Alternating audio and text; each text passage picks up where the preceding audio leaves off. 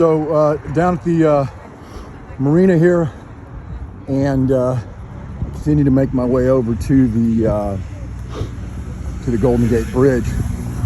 So, you know, the obvious question here, as far as APE, is if I were speaking in private to Adam Aaron and I wanted to criticize him for allowing the preferred equity unit, the ticker APE, to move from, you know, where it was $9-10 on August the 22nd when it first started trading, all the way down to 65 cents.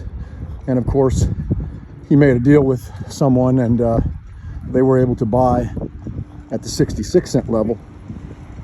If I wanted to criticize him and say, why would you let that happen? Why would you let that preferred equity unit become so undervalued? And we can talk later about why I'm certain that he could have prevented that.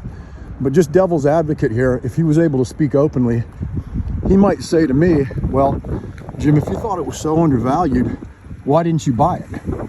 And my answer would be, I bought it as aggressively as I possibly could. As a matter of fact, I bought so much APE on the way down and into the hole that when it turned around and moved up into Friday's close, I, at that point, was up on the entire position, including the original position, you know, that I received by default on August 22nd. So I'm not concerned about me.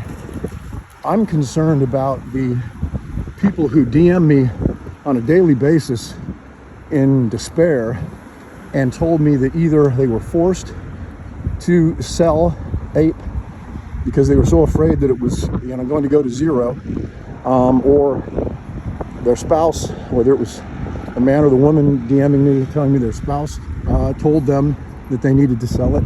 So my concern was twofold. Number one, I believe, and I think I'll be proven right, that the reason he let that stock decline to the levels he let it decline to was because he was told by the government regulators that that's what he was going to do, and they needed to do that just to allow some of the larger funds that were in over their heads to